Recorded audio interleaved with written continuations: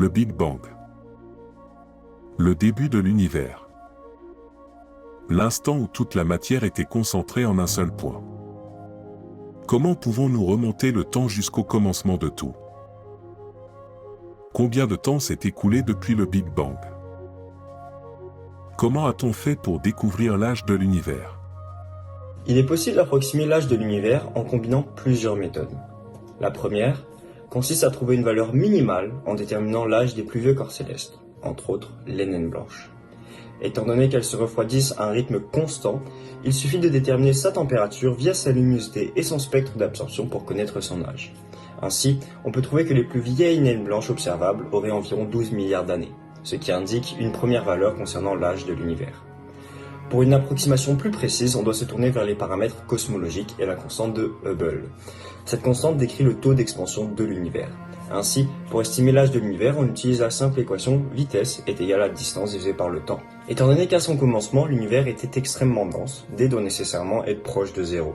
Selon la valeur de la constante de Hubble, cela donne un âge d'environ 14 milliards d'années, ce qui est assez proche de la meilleure estimation actuelle de 13,8 milliards d'années. Deux autres paramètres régissent l'âge de l'univers. Les équations de Friedmann décrivent l'évolution d'un univers homogène et isotrope, en fonction de ces différents paramètres, soit la densité de matière normale, qui est tout ce qui est fait de protons, de neutrons et d'électrons, et la constante cosmologique, qui est un terme mathématique qui intervient dans les équations de la relativité générale d'Einstein. Celle-ci n'a pas de signification exacte, mais elle exprime l'existence de l'énergie noire accélérant l'expansion de l'univers. Avec la constante de Hubble, ces paramètres de densité permettent de déterminer l'âge de l'univers grâce au temps de Hubble. Dans cette équation, T0 nous donnerait l'âge de l'univers.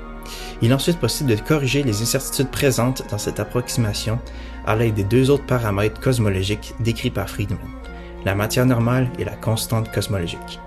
En conclusion, l'âge de l'univers est une question complexe, mais grâce à des années de recherche par des scientifiques renommés comme Einstein et Friedmann, nous avons pu avancer notre compréhension de la place de l'humanité dans cet univers en expansion.